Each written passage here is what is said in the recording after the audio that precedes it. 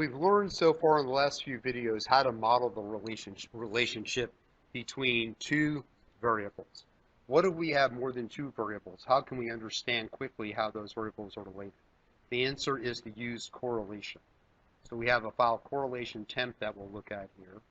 And so basically, if you have two variables, let's call them x and y, two columns and numbers or variables, x and y, you can assess the strength of the linear relationship. They would have a correlation R, which is a unit-free measure of linear association.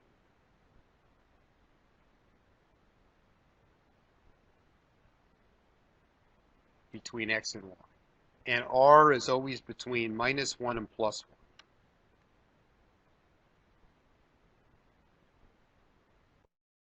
Oops. Need a quote there to make that text. Okay.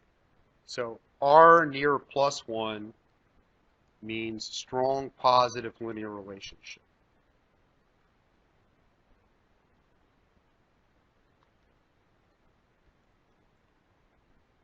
When x is bigger than average, y tends to be bigger than average.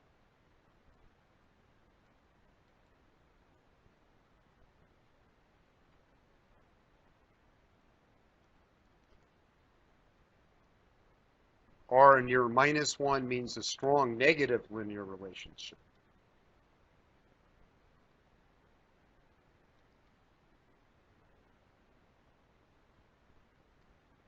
Again, we're only measuring the strength of a straight line relationship here. X bigger than average, y tends to be smaller than average.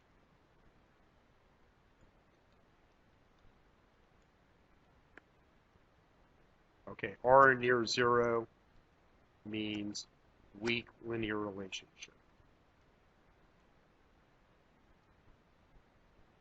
Okay, x bigger than average, sort of hard to tell about y. Okay, now how to find correlations. There's two ways, actually three ways, I guess.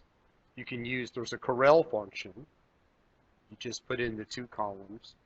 You can use the data analysis add-in. Or we know how to get an R squared from our previous videos.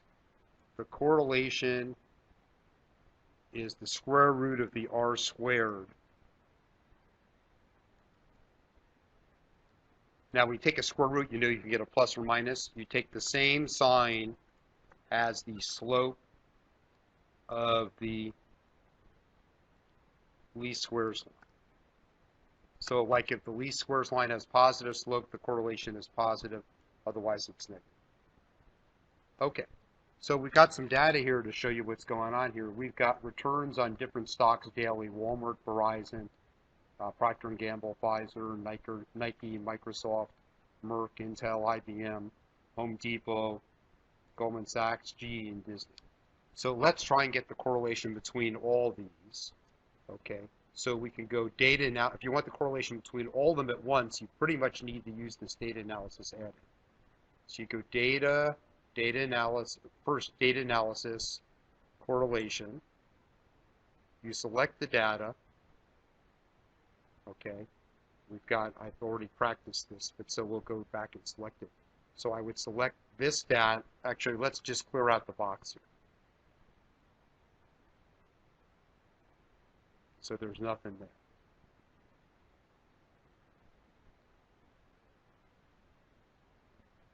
So the input range would be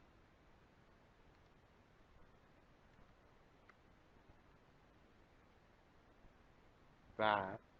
We check the labels box because we've got labels in the top row, otherwise you don't know what you're doing. And for an output range, we'll scroll up near the top, let's say right here. Okay. So then we get the correlations. And they're almost all positive. Now, why is that? They're all positive. The reason they're all positive is because these stocks go up and down tied to the market. When the market does well, they do well. More on that later. But suppose we want to find the biggest correlations in this matrix. Well, the diagonal is a variable with itself has a correlation of 1. But let's use conditional formatting. Let's say we highlight the 20 biggest numbers. Okay, and you'll see the biggest correlations make sense. Okay, like if you look at basically Merck and Pfizer are highly correlated because they're drug companies. Intel and Microsoft are highly correlated because they're high-tech companies. Disney is highly correlated with IBM, Home Depot, Goldman Sachs, and G.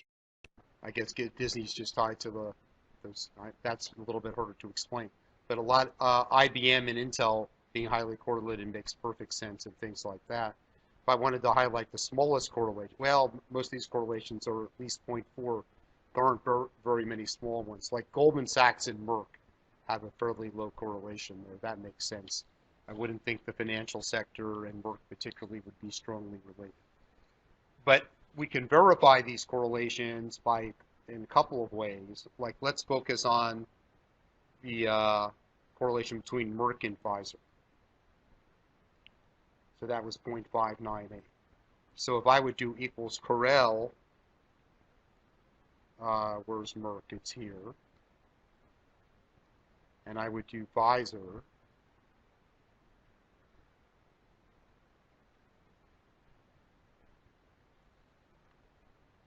See, I get the same 0.598, Merck, Pfizer.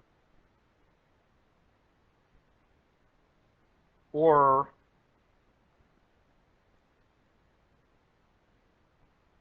I could do it, remember we could find the R squared and take the square root. So I could do R squared of Merck. Again, I'm doing Control Shift down arrow. And here's Pfizer.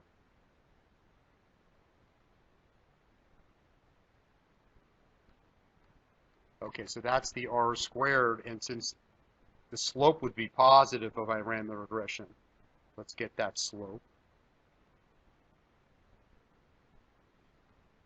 That, by the way, is the beta of the stock. Well, no, that's not the beta of the stock. Just the slope of the line to predict Merck's return from Pfizer's return. But that's going to be a positive number. And so then the correlation would be the square root of the R squared, where you take the positive square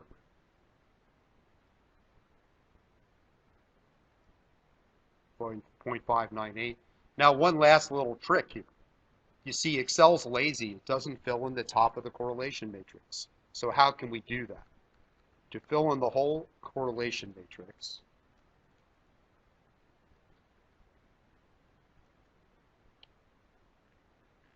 you do edit, copy, and then paste special transpose to turn it on its side. And then paste it back with skip blanks. Paste the transposed numbers back with skip blanks. Sounds like a running back for the Dallas Cowboys. They're placed to Marco Murray. All right, so if I would copy this stuff, select the Control-C, come down here, right-click, that should be transpose. Okay, now if I copy this stuff, oops, that's too far. So I copy that and I go up here, right-click, paste special, skip blanks. Hope he has a good year for the Cowboys. So then I filled in the entire matrix there. Okay, the matrix is everything. And it's symmetric. Walmart and Procter & Gamble with Procter & Gamble and Walmart has the same correlation, which you'd expect, and that's why Excel only fills in half the matrix. But these correlations are very important, what's called portfolio optimization, figuring out what fraction of your capital you should put in different assets. We may or may not have videos in that in the future. We'll see how well we do selling these videos. Okay, we'll see you in the next video. Okay, so thanks for watching, and there's a free course, a free 21-day course from Dr. Winston, and all of these videos are coming from one of three books. So first, this one, which you can see here at the top of the screen, Microsoft's book, which has 355 reviews, and then it's, let's see, 4.6 stars. It's coming from this book as well, his marketing analytics book, which is down here, and you can sort of see 4.5, or his newest book, his analytics stories book, which is here. And with that one, you can see it's 4 point something, or maybe even 5. I don't think it's 5. Yeah, 4.8. And so, yeah, anyways, in the description, there's a free 21-day course from Dr. Winston, or you can go to excelwithwayne.com/free, and it'll be there. But again, thanks for watching, and if you have any questions, just please let us know. Thanks.